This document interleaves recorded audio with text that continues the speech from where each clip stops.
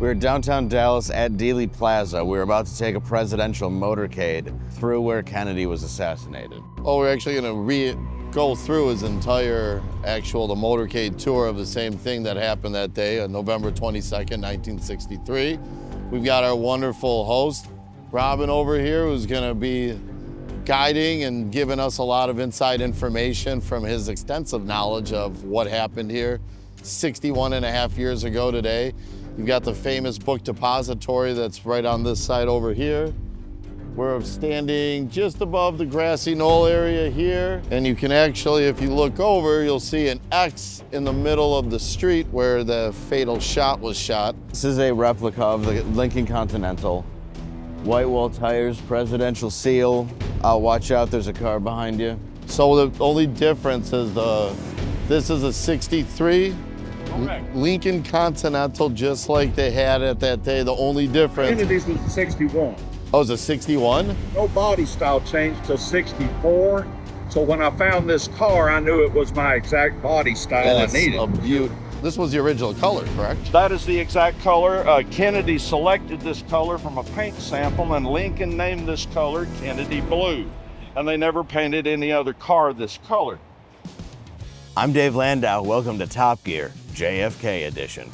We're gonna test out some drifting today. We're gonna take it on some jumps. We're gonna go off-road. We're gonna really see what this limousine can do, and if the president could have been saved if we just had a Tokyo drifter behind the wheel. It's gonna be a pretty exciting day.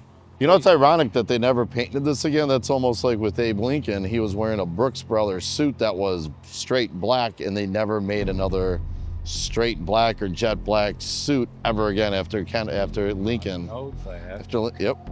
See, I'm gonna learn some things. Nice. I like my history. Nobody connects November 22nd with Vietnam, but you have to connect them. Without removing Kennedy, there's not gonna be a prolonged war. Kennedy's enemies gave millions of young Americans like your dad a chance to serve their country. But all they were doing was allowing Kennedy's enemies to start building helicopters and jet fighters and jet bombers. Then there was no stopping them, and it began this whole time period of endless war. Okay, I'm on another rant.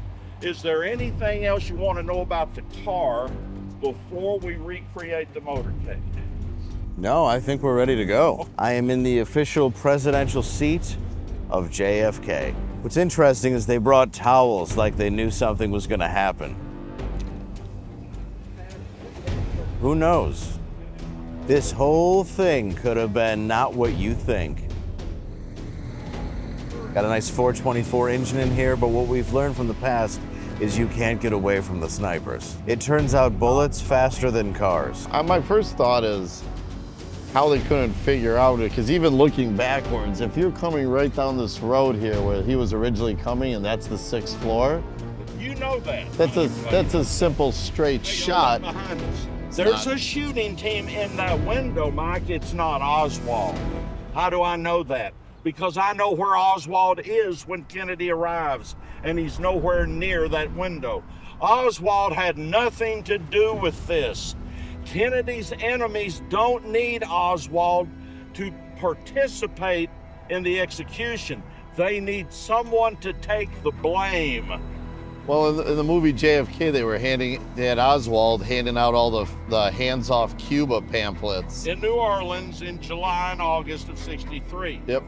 The whole time Oswald is in New Orleans from May to September of 63, every person Lee's hanging out with in New Orleans, David Ferry, Guy Bannister, Clay Shaw, you've seen them, you know their names. Yep. Every one of them is virulent anti-communist. Strange company for a communist to be keeping. See this building right here? Yep. In 63, that's the Carousel Club. That's Jack's joint. That's Jack Ruby's Carousel Club. And it was a dump. Now, the building he was in was razed years ago. Now that's an AT&T building. The reason Jack was right there, he was across the street from Dallas's most prestigious hotel.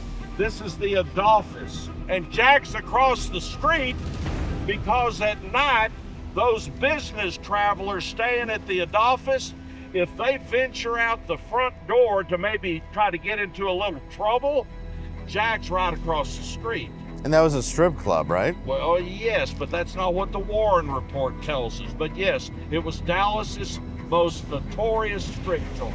So that was Dallas's most notorious strip joint across from the most prestigious That is hotel. correct. Location, location, location. You see the American and Texas flag? Yep.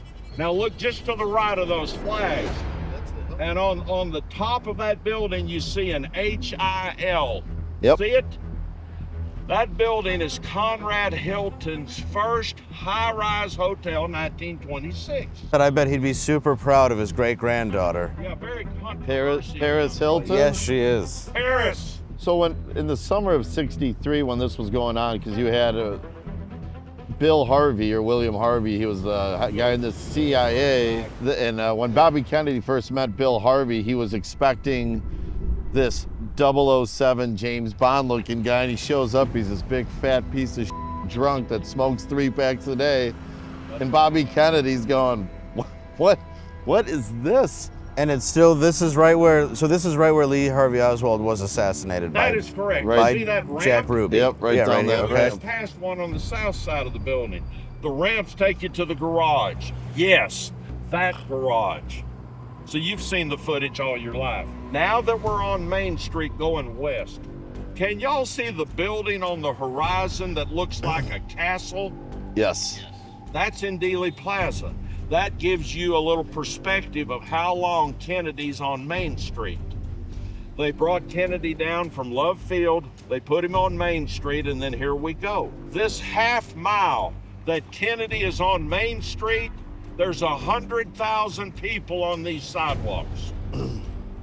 You've seen that footage. You've seen those old newsreels. You've seen that, yes. But you might not have known it was Main Street in Dallas with Kennedy going from east to west. And there were a number of estimates that day that within this half mile before Kennedy turns off of Main, there's 100,000 people.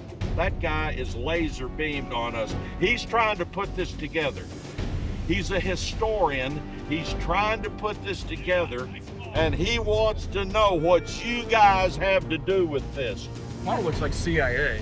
He kind of does. Okay, we're easing our way west on Main. This is what Kennedy did, and Kennedy's motorcade has to go slow because the crowds are so large that there's only room for one row of cars to ease their way down Main because of the size of the crowds. That's the oldest building in Dallas, 1877 right there. With everything that was going on that day in Ruby, so is it thought that Ruby was also in the CIA, was a CIA operative? That is correct. So Ruby, Jack Rubenstein, they switched it to Jack Ruby. I believe Rubenstein is Hebrew. Absolutely, he came here from Chicago in 47 as Jacob Rubenstein and changes his name. And sent money back up there to from the Carousel Club or whatever he was doing. He was sending money back up there. I have vastly underestimated you, and I'm sorry. It's okay. I will not underestimate you anymore. Don't overestimate him, though.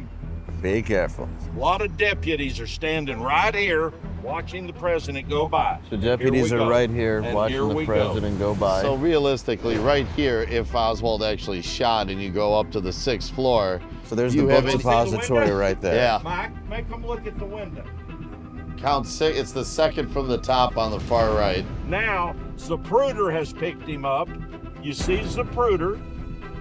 Kennedy's car never goes above or below 14 miles an hour. Zapruder's filming all this. Kennedy has just received that throat shot. You know that moment. Yeah, where he goes down. And it takes 5.9 seconds for him to reach the headshot because his car is crawling. At the moment Kennedy receives the headshot, he's 90 degrees from Zapruder. And only after Kennedy's head explodes does the car roar away.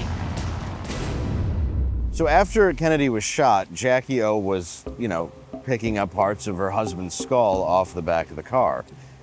She went over to the hospital where they had JFK, with brains in her hand, completely shaken, grief-stricken, and in shock, and asked the doctor, will this help, trying to hand him a bunch of brains that she had collected. I did not know that until today. They didn't help. I don't know a lot about history, but what I do know is this is a wishing well that JFK did not use properly. Pretty rough day. Yeah, that window right there, where you see the paper, that is where Oswald shot from if you look, yeah, right where the people are standing. So this whole thing is what they call the grassy knoll. And right up to that fence is where they believe somebody was standing behind, and the Zapruder film shows. The far left pillar where the steps are, the 3 long steps on the far left, is where Zapruder filmed the famous footage that we've been discussing that wasn't released until it went on the Geraldo Rivera show. So when we're looking at this, Okay. they're showing here where the fatal headshot came from. The ironic thing is, if you look across there, it's a perfect shot when we drove through in the car where you got 2 X's in the street, the fatal shot's up there in the street, in the middle. But you have an absolute perfect shot from there behind that. The amazing thing is, looking at it and being here, if there was a gunshot that close, where people said they saw smoke coming from above that fence, 100%, you'd see smoke coming from that gunfire right there. And the thing they weren't looking at was up at that building because they didn't hear anything come from there. That's where they say that Chucky Nicoletti was on the 2nd or 3rd floor there. He would have had a clear shot from behind at that point. So if you have a shooter there, you have a shooter on the grassy knoll, you have a shooter on the overpass, possibly over there. Even with those, it's a triangular shootout. You're not gonna miss. And also, as he showed us in the car did not accelerate until after he was shot twice. And if you look here, this is kind of fascinating. These were posted all over Dallas along the route of the motorcade, saying that he was wanted for treason. And this was the gun that they claimed that Lee Harvey Oswald used. This is the gun that they claimed that Jack Ruby used. So the second window down from the top to the right where the paper is, not where the people are standing at the very top window, but the one right underneath it, that is where Lee Harvey Oswald was, or at least they claim that he was when he killed the president way over there, with a pretty unreliable gun. Well, one of the things they get wrong, the original magic bullet theory was completely debunked. Which is right here, which is the here. magic bullet. And this is the reason why. If you look at how they're sitting in it, in the magic bullet, they have them sitting as if they're directly at the same level, the same height, and directly in front of each other. But the reality is that jump seat that he was talking about, that was put into that vehicle, was lower to the ground and over from there. So the magic bullet theory, just from common sense, was total garbage. There you go. Who was Jack Ruby again, supposedly? He was a mobster. He was a mobster. He wasn't in the mafia because he was Jewish, but he was connected to the. So was he probably in the CIA then? Yeah. And then He was connected with the mob, Italian mob and connected somehow with the CIA. He was connected to Sam Giancana, right? Correct. Jack Ruby was like P. Diddy. JFK was, would you say, like Rihanna? I would say JFK was like a DiCaprio. No, I would say. No, I would probably go that he was a man whore. Speaking of using the noodle, JFK put his in a lot of places he shouldn't have. Who do you think was the Vin Diesel in this historical analogy? The Zapruder guy? Johnny Roselli. Not Johnny Roselli, but who was dating Marilyn Monroe or married to her? The baseball Joe player. DiMaggio? Joe DiMaggio. So I do have a theory that Joe DiMaggio could have been one of the shooters because JFK had banged his wife so many times before he straight raw dogged it. Oh yeah, and then they stuffed her with pills and killed her in her bed.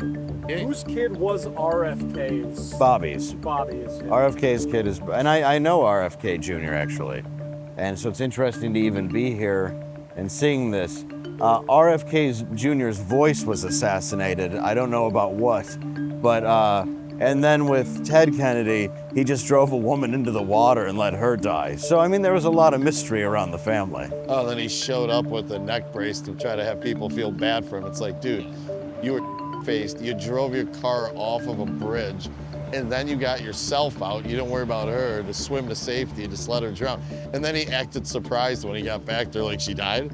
Yeah. No, she's a mermaid. She's just gonna live under there for a few years. Don't worry about it, Teddy. Well, yeah, he just walked into a party covered in water and big mouth bass and was like, I don't know what happened. I was been in the yard the whole time. That's the book depository, and if you look in the road to where the X's are, which is right over here, it seems like a pretty rough shot. I'll show you. Whoop. I was almost the second person killed on that X. Yeah, this is the second shot. The first shot right in front of us is the X in the road. And this is the one that was the fatal shot right here. So 1, 2. Yeah, I don't think anybody believes the real story, and as my brother talks about, the Warren Commission, what they put out was so ridiculous, and with such little information, so many people were connected, it just doesn't make sense. And even from standing in the street and looking up at that window, it doesn't make sense. And right here, this was put together on the grassy knoll in 1993 at Dealey Plaza. It's the National Historic Landmark District, and it's right where the fatal shot was, where we just were in the middle of Elm Street. Talk about a nightmare on Elm Street. Thank you for watching. I want to leave you with this inspirational quote that is actually here on the grassy knoll. We in this country, in this generation, are, by destiny rather than choice, the watchmen on the walls of world freedom. We ask, therefore, that we may be worthy of our power and responsibility, that we may exercise our strength with wisdom and restraint, and that we may achieve in our time and for all time the ancient vision of peace on earth, goodwill toward men. That must always be our goal, and the righteousness of our cause must always underlie our strength. For as was written long ago, except the Lord keep the city, the watchman waketh but in vain. John Fitzgerald Kennedy. It also says John Duck, some guy. Remember how lucky we are to live in this country? I hope you have a happy 4th of July.